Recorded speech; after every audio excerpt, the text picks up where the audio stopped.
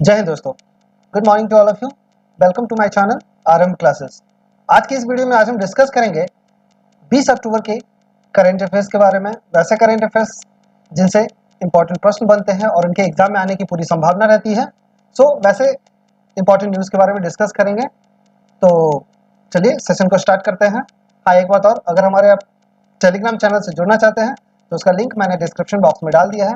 आप उस चैनल से जुड़ सकते हैं और time to time current affairs के अपडेट प्राप्त कर सकते हैं। तो चलिए सेशन को स्टार्ट करते हैं।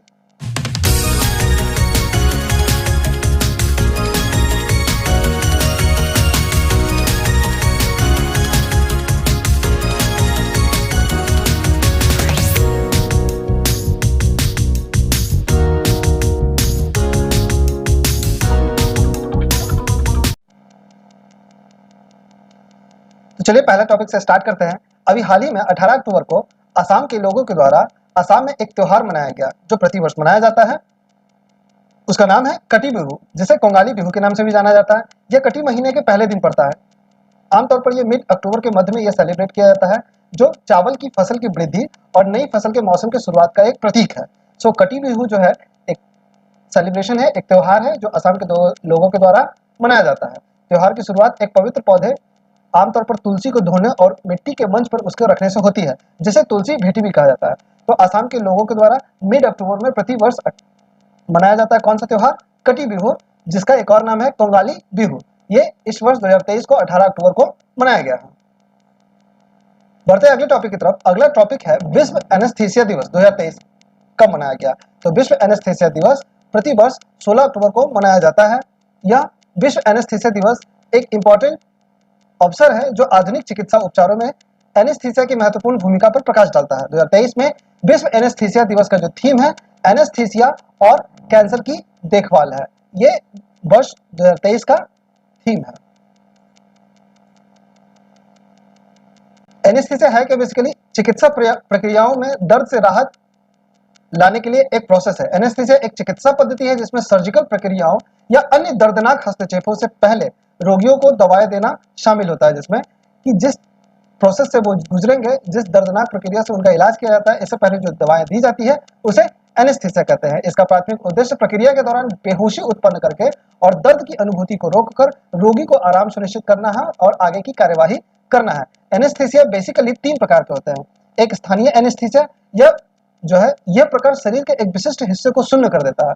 आमतौर पर छोटी प्रक्रियाओं के लिए इसका उपयोग किया जाता है। एनेस्थीसिया का दूसरा प्रकार है क्षेत्रीय एनेस्थीसिया। यह एक बड़े क्षेत्र जैसे पूरे अंग में संवेदना को अवरुद्ध करता है, जबकि रोगी इसमें सचेत रहता है।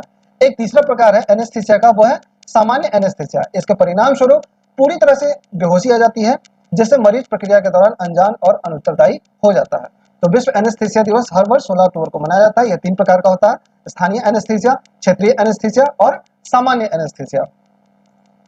बढ़ते अगले टॉपिक की तरफ। अगला टॉपिक है उड़ीसा के नए राज्यपाल के रूप में चुने गए कौन? तो रघुवर दास जी का चयन हुआ है उड़ीसा के नए राज्यपाल के रूप में। राष्ट्रपति द्रौपदी मुर्मू ने झारखंड के पूर्व सीएम रघुवर दास को उड़ीसा के नए राज्यपाल के रूप में चुना है।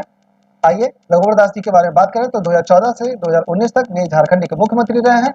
वह एकमात्र नेता हैं जिन्होंने झारखंड के मुख्यमंत्री के रूप में पूरे 5 साल का कार्यकाल जो है पूरा किया है। इनके राजनीतिक कैरियर की बात करें तो रघुवर दास जी 1995 में विधायक के रूप में चुने गए, जब बिहार और झारखंड एक राज्य हुआ करते थे। वर्तमान में यह भाजपा के राष्ट्रीय उपाध्यक्ष हैं और इनका चयन जो है उड़ीसा के नए राज्यपाल के रूप में हुआ है।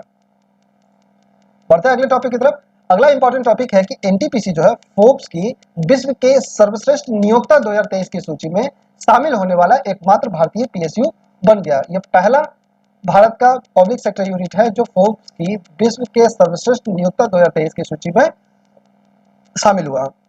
भारत के सबसे बड़े एकीकृत ऊर्जा समूह एनटीपीसी लिमिटेड ने फोर्ब्स विश्व के सर्वश्रेष्ठ नियोक्ता सूची में विश्व के सर्वश्रेष्ठ नियोक्ता 2023 में से एक बनकर एक उल्लेखनीय गौरव हासिल किया है, जिसका आधिकारिक तौर पर 10 अक्टूबर 2023 को अनावरण किया गया है। एनटीपीसी की वैश्विक रैंकिंग की बात करें तो यह प्रतिष्ठित मान्यता एनटीपीसी को वैश्विक स्तर पर सिर्फ 700 कंपनियों में 261वें स्थान पर रखती है। मतलब 700 कंपनियों की सूची जो जारी की गई है विश्व के सर्वश्रेष्ठ नियोक्ता 2023 में, उसमें एनटीपीसी का रैंक जो है 261वां है। और यह पॉजिटिव कार्य वातावरण और कर्मचारी केंद्रित प्रथाओं को बढ़ावा देने के लिए इसकी असाधारण प्रतिबद्धता को उजागर करती है। सो एनटीपीसी जो फोर्ब्स की विश्व की सर्वश्रेष्ठ नियोक्ता 2023 सूची में शामिल होने वाला पहला पीएसयू बन गया। बढ़ते हैं अगले टॉपिक की तरफ। राष्ट्रपति द्रौपदी मुर्मू ने त्रिपुरा के नए राज्यपाल के रूप में इंद्र सेना रेड्डी नल्लू को राज्यपाल के तौर पर नियुक्त किया गया है। राष्ट्रपति द्रौपदी मुर्मू ने तेलंगाना भाजपा नेता इंद्र सेना रेड्डी नल्लू को त्रिपुरा के नए राज्यपाल के रूप में चुना है। नल्लू इंद्रसेन रेड्डी 3 बार के विधायक और तेलंगाना के एक प्रमुख भाजपा नेता है। वो पहले भाजपा के राष्ट्रीय सचिव के पद पर कार्यरत है। राष्ट्रपति मुर्मू ने उनके राजनीतिक अनुभव और समर्पण को पहचानते हुए त्रिपुरा का राज्यपाल नियुक्त किया गया और हाल ही में उड़ीसा के नए राज्यपाल रघुवर दास जी को नियुक्त किया गया। बढ़ते हैं अगले इंपॉर्टेंट खबर की तरफ। प्रसिद्ध शांति दूत फिनलैंड के पूर्व राष्ट्रपति मार्टी अहितसारी का 86 वर्ष की आयु में निधन हो गया। ये एक इंपॉर्टेंट पर्सनालिटी थे। फिनलैंड के 10वें राष्ट्रपति और प्रसिद्ध शांति मध्यस्थ मार्टी अहितसारी का 86 वर्ष की आयु में निधन हो गया। अहितसारी कोसोवो, इंडोनेशिया और उत्तरी आयरलैंड सहित संघर्ष क्षेत्रों में शांति स्थापित करने में अपने असाधारण काम के लिए जाने जाते थे। संघर्ष को सुलझाने के लिए उनकी आजीवन प्रतिबद्धता ने उन्हें 2008 में नोबेल शांति पुरस्कार दिलाया था। सो प्रसिद्ध शांति दूत फिनलैंड के पूर्व राष्ट्रपति मार्टी अहितसारी का 86 वर्ष की आयु में निधन हो गया।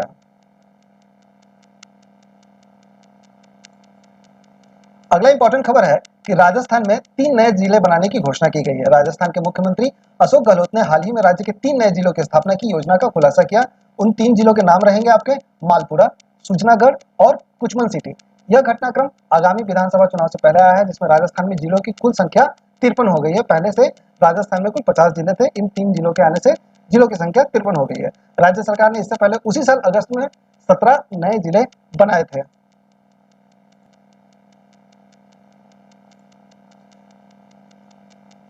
नए जिलों की डिटेल्स की बारे में बात करें तो मालपुरा इस जिले को मौजूदा टोंक जिले से अलग किया जाएगा। सुजनागढ़ की बात करें तो चूरू जिले से सुजनागढ़ जिला बनाया जाएगा और कुचमन सिटी की बात करें तो नागौर से कुचमन एक नए जिले के रूप में उभरेगा। इन नए जिलों की घोषणा दिसंबर में होने वाले विधानसभा चुनाव के आदर्श आचार संहिता लागू होने से ठीक पहले की गई है। तो राजस्थान में 3 नए जिले बनेंगे। कौन कौन? तो मालपुरा, सुजनागढ़ और कुचमन सिटी। बढ़ते अगले इंपॉर्टेंट खबर की ओर। मध्य प्रदेश सरकार ने एक घोषणा की है जिसमें सरकारी नौकरी में महिलाओं को 35% का आरक्षण दिया जाएगा। मध्य प्रदेश की शिवराज सिंह चौहान सरकार ने महिलाओं को लेकर एक महत्वपूर्ण फैसला दिया है, जिस फैसले के मुताबिक मध्य प्रदेश में महिलाओं के लिए 35% सरकारी नौकरी में अब आरक्षण दिया जाएगा। इस घोषणा के बाद सामान्य प्रशासन विभाग ने नोटिफिकेशन जारी कर इस बात की सूचना दे दी है। इस फैसले के बाद अब सीधी भर्ती में महिलाओं को 35% आरक्षण मिलेगा। इसके लिए मध्य प्रदेश सिविल सेवा नियम 1997 को संशोधित किया गया है। वन विभाग को छोड़कर सभी विभागों में 35% आरक्षण का फॉर्मूला लागू होगा, जबकि यह वन विभाग में नहीं होगा। महिलाओं को सशक्त और आत्मनिर्भर बनाने की दिशा में यह एक महत्वपूर्ण कदम है। सरकारी नौकरी में महिलाओं के आदेश के बाद महिलाओं की के लिए जो कोटा जो है फिक्स हो चुका है। सो मध्य प्रदेश सरकार द्वारा सरकारी नौकरी में महिलाओं को 35% आरक्षण देने की घोषणा की गई है। बढ़ते अगले इंपॉर्टेंट खबर की तरफ। अगला इंपॉर्टेंट खबर है कि वयोवृद्ध कम्युनिस्ट पार्टी के नेता अनाथा लावतोम आनंदन का निधन हो गया है। ये भी एक इंपॉर्टेंट पर्सनालिटी थे। मार्क्सवादी कम्युनिस्ट पार्टी के वरिष्ठ नेता और पूर्व विधायक अंथालवुत्तम आनंदन, जिन्होंने राज्य पार्टी के लिए ट्रेड यूनियन आधार पर बने। अगला इंपॉर्टेंट खबर है कि वयोवृद्ध कम्युनिस्ट पार्टी की नेता अनाथालावत्तोम आनंदन का निधन हो गया है। मार्क्सवादी कम्युनिस्ट पार्टी के वरिष्ठ नेता थे और पूर्व विधायक भी रह चुके हैं, जिन्होंने राज्य पार्टी के लिए ट्रेड यूनियन आधार बनाने में महत्वपूर्ण भूमिका निभाई थी।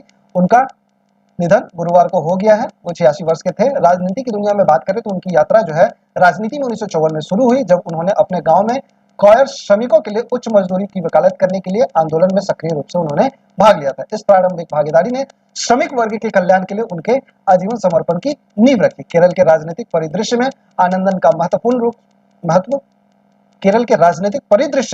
का महत्व मुख्य रूप से भारतीय कम्युनिस्ट पार्टी में उनकी भूमिका के लिए जिम्मेदार ठहराया गया था। श्रमिक वर्ग के लिए उन्होंने अथक प्रयास किए और उनके समर्पण ने राज्य में पार्टी की उपस्थिति को मजबूत करने में महत्वपूर्ण भूमिका निभाई थी। तो वयोवृद्ध कम्युनिस्ट पार्टी के नेता अनाथा लावत्तोम आनंदन का निधन हो गया। अगला इंपॉर्टेंट खबर है, प्रधानमंत्री के द्वारा देश के पहले हाईटेक स्पोर्ट्स ट्रेनिंग सेंटर का उद्घाटन किया गया है। मध्य प्रदेश के ग्वालियर में दिव्यांगजनों के लिए देश के पहले उच्च तकनीक वाले खेल प्रशिक्षण केंद्र का उद्घाटन किया गया, जिसका नाम पूर्व प्रधानमंत्री श्री अटल बिहारी वाजपेयी के नाम पर रखा गया है। इस पहल का उद्देश्य खेलों में समान अवसर प्रदान करना, प्रतिभा को बढ़ाना और विभिन्न खेल विषयों में भागीदारी को प्रोत्साहित करना है। दिव्यांग खेलों के लिए अटल बिहारी प्रशिक्षण केंद्र में देश भर के दिव्यांगजन अभ्यास और प्रशिक्षण ले सकते हैं। केंद्र को एमपी सोसाइटी पंजीकरण अधिनियम 1973 के तहत एक सोसाइटी के रूप में पंजीकृत किया गया है, जिसमें अधिकारी शासी निकाय और कार्यकारी समिति है जो केंद्र की गतिविधियों की निगरानी करते हैं। मध्य प्रदेश के ग्वालियर में हाईटेक देश का पहला हाईटेक स्पोर्ट्स ट्रेनिंग सेंटर का उद्घाटन किया गया है।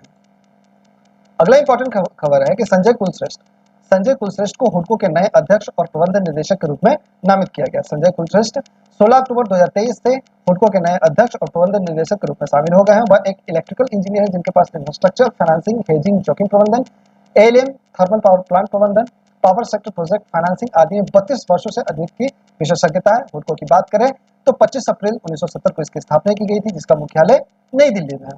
संजय कुलश्रेष्ठ को हुडको के नए अध्यक्ष और प्रबंध निदेशक के रूप में नियुक्त किया गया है। बढ़ते अगले खबर की तरफ, तो अगला खबर है सीसीईए ने लद्दाख में 20,000 करोड़ की 13 गीगावाट हरित ऊर्जा कॉरिडोर परियोजना को मंजूरी दी है। आर्थिक मामलों की कैबिनेट समिति ने 13 गीगावाट नवीकरणीय ऊर्जा परियोजना के लिए ग्रीन एनर्जी कॉरिडोर जीईसी चरण द्वितीय अंतरराज्य ट्रांसमिशन सिस्टम को हरी झंडी दे दी है, जो लद्दाख में 13 गीगावाट नवीकरणीय ऊर्जा की स्थापना से संबंधित है। परियोजना का प्राथमिक उद्देश्य लद्दाख में एक विशाल 13 गीगावाट नवीकरणीय ऊर्जा परियोजना को स्थापित करना है, जो अपने जटिल इलाके, कठोर जलवायु परिस्थितियों और रक्षा संवेदनशीलता के लिए जाना जाता है। नवीन और नवीकरणीय ऊर्जा मंत्रालय ने बताया कि इस परियोजना का अनुमानित कुल लागत 20,773.70 करोड़ है। केंद्रीय वित्तीय सहायता परियोजना लागत का 40% जो है 8,309 करोड़ रुपए कवर करेगा। ये केंद्र सरकार द्वारा कवर किया जाएगा, बाकी लद्दाख के द्वारा। सीसीईए ने लद्दाख में 20,000 करोड़ की 13 गीगावाट हरित ऊर्जा कॉरिडोर परियोजना को मंजूरी दे दी है। बढ़ते अगले खबर की तरफ, अगला इंपॉर्टेंट खबर है कि वैश्विक पेंशन सूचकांक 2023 जारी किया गया हाल ही में, जिसमें बताया गया कि सर्वोत्तम पेंशन प्रणाली वाला देश कौन सा है। तो 15वें वार्षिक Mercer CFA institute global pension index ने हाल ही में विभिन्न देशों में सेवानिवृत्ति आय प्रणालियों की रैंकिंग का एक खुलासा किया है, जिसमें नीदरलैंड जो है टॉप पर है। इसके बाद आइसलैंड और डेनमार्क का स्थान आता है। नीदरलैंड शीर्ष पर है। नीदरलैंड का समग्र सूचकांक जो है 85 है, जो सबसे ज्यादा है, जो दुनिया में सर्वश्रेष्ठ बनाता है नीदरलैंड को। इस मामले में आइसलैंड और डेनमार्क की बात करें तो आइसलैंड 83.5 और डेनमार्क 81.3 के द्वारा रैंकिंग में क्रमशः दूसरा और तीसरा स्थान हासिल किया। सबसे निचले पायदान पर बात करें तो इस सूची में सबसे नीचे वाले पायदान पर अर्जेंटीना है, जिनका स्कोर 42.3 है।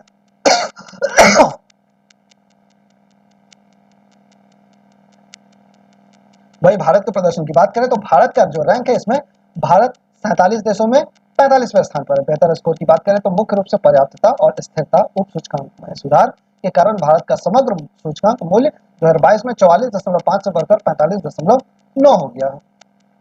तो वैश्विक पेंशन सूचकांक में सबसे टॉप पर नीदरलैंड है और भारत का स्थान 45वां है।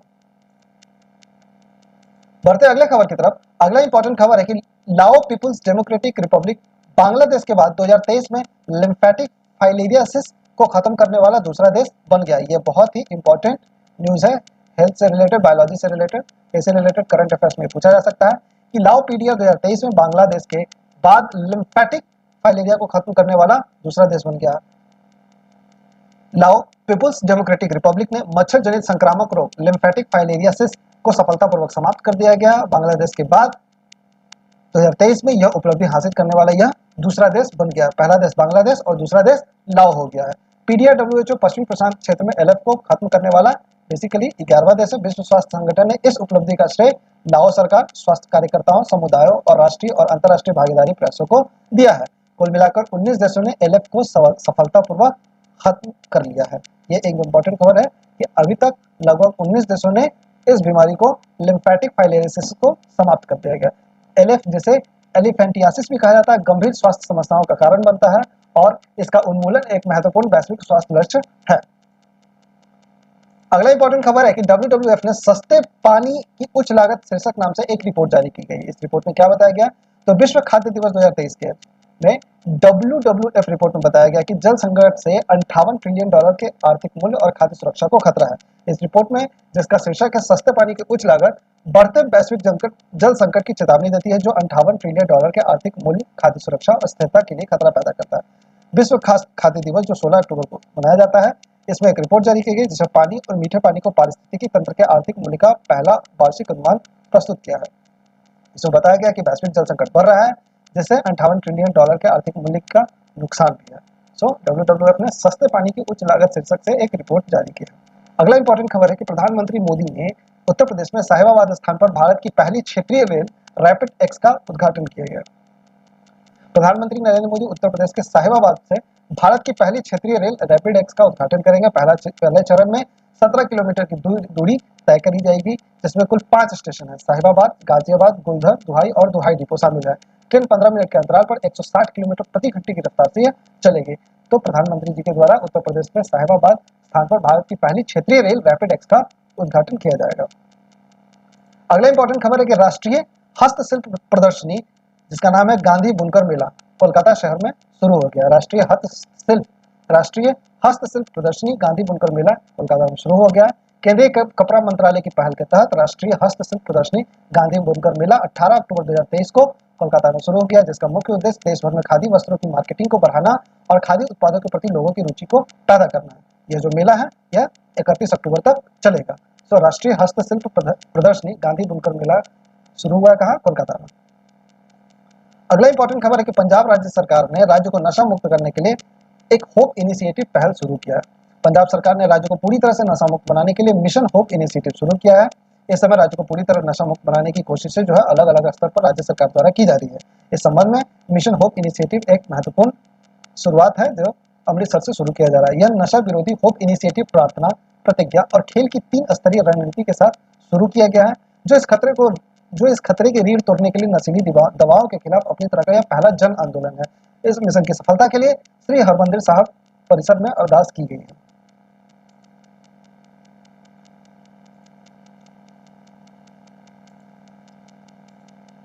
अगला इंपॉर्टेंट खबर है अरुणाचल प्रदेश के याक चुरपी को जीआई टैग मिला है। यह भी एक इंपॉर्टेंट खबर है। अरुणाचल प्रदेश के ऊंचाई वाले इलाकों में पाए जाने वाले अरुणाचली याक के दूध से तैयार प्राकृतिक रूप से किण्वित पनीर को हाल ही में प्रतिष्ठित भौगोलिक संकेत मिला है।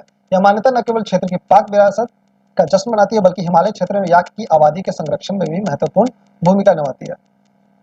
प्रोटीन से भरपूर चुरपी राज्य के कठोर वनस्पति विहीन ठंडे और पहाड़ी क्षेत्रों में आदिवासी याक चरवाहों के लिए एक जीवन रेखा रही है। याक के दूध से बना पारंपरिक पनीर चुरपी अरुणाचल प्रदेश के आदिवासी समुदायों का एक महत्वपूर्ण भोजन है। प्रोटीन से भरपूर इसकी पोषण संबंधी प्रोफाइल इसे एक महत्वपूर्ण आहार स्रोत बनाती है, खासकर उन क्षेत्रों में जहां पर ताजी सब्जियां नहीं मिल पाती है। अरुणाचल प्रदेश के याक चुरपी को जीआई टैग मिला है। अगला इंपॉर्टेंट खबर है कि झूलाघाट एक सस्पेंशन ब्रिज है जो भारत और नेपाल को जोड़ता है। एक महत्वपूर्ण कनेक्टिविटी है इन दो देशों के बीच जो चालू हो चुका है। लोगों की आवाजाही को सुविधाजनक बनाने के लिए झूलाघाट क्रॉसिंग पूरी तरह से चालू की गया है। नेपाल और भारत को जोड़ने वाला बैतरी जिले में झूलाघाट पारागमन पूरी तरह से चालू हो गया है। निर्माणाधीन होने के कारण महाकाली नदी पर यह झूला आंशिक रूप से चालू था। झूलाघाट सस्पेंशन ब्रिज भारत और नेपाल को जो जोड़ता है वो चालू हो चुका है। दशहरी और तिहार के त्योहार के दौरान नेपाली लोग अपने परिवारों के साथ शामिल होने के लिए घर लौटते हैं और साथ ही भारत के हिंदू तीर्थयात्री पश्चिमी नेपाल में स्थित भगवती निंगला शैनी, त्रिपुरा सुंदरी, भगवती मैदोली और उदयदेव के मंदिरों की यात्रा करते हैं। तो ये जो सस्पेंशन ब्रिज है झूलाघाट सस्पेंशन ब्रिज जो भारत और नेपाल को जोड़ता है, यह चालू हो चुका है। अगला इंपॉर्टेंट खबर है 21वीं भारत फ्रांस सैन्य उप समिति की बैठक जो है नई दिल्ली में आयोजित की गई है। भारत फ्रांस सैन्य उप समिति की 21वीं बैठक जो है 16 से 17 अक्टूबर के बीच नई दिल्ली में वायुसेना स्टेशन में शुरू हुआ है। इस महत्वपूर्ण बैठक की अध्यक्षता जो है भारत की ओर से एयर वाइस मार्शल आशीष बोहरा और फ्रांस की ओर से मेजर जनरल एरिक पेल्टियर ने की। बैठक में इन दो देशों के बीच रक्षा सहयोग को बढ़ाने के लिए एक महत्वपूर्ण मंच के रूप में कार्य किया गया। भारत फ्रांस सैन्य उप समिति की बैठक जो है नई दिल्ली के वायुसेना स्टेशन में हुई है। यह भारत के एकीकृत रक्षा स्टाफ मुख्यालय और फ्रांसीसी सशस्त्र बलों के संयुक्त स्टाफ मुख्यालय के बीच एक रणनीतिक और परिचालन दोनों स्तरों पर नियमित चर्चा की एक सुविधा प्रदान करता है। भारत फ्रांस सैन्य उप समिति की बैठक जो है नई दिल्ली में आयोजित की गई।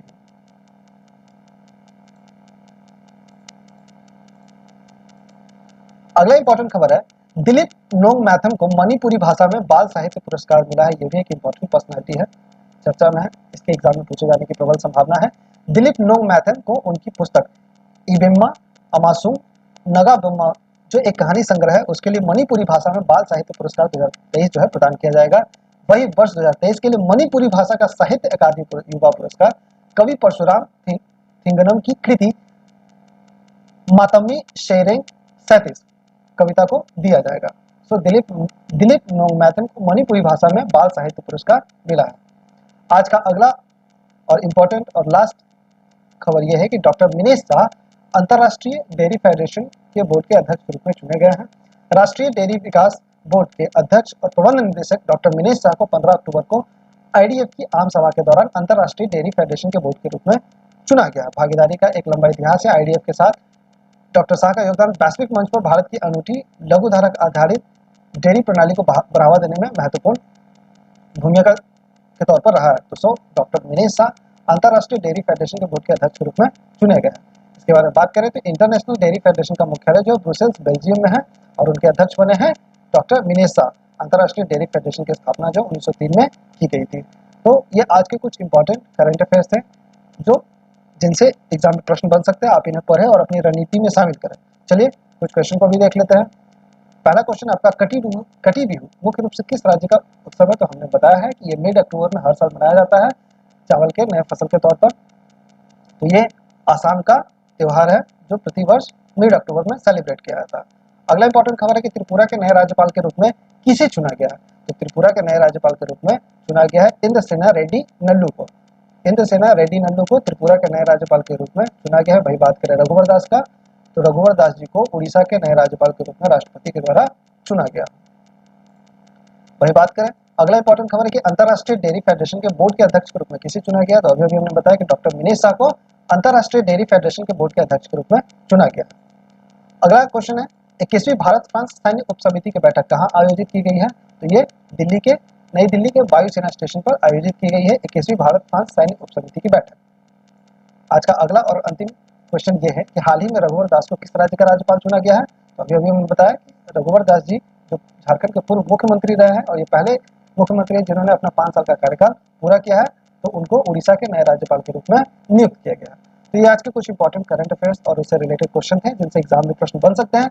आप इन्हें पढ़ें और अपनी रणनीति में शामिल करें। मिलते हैं अगले वीडियो में। धन्यवाद।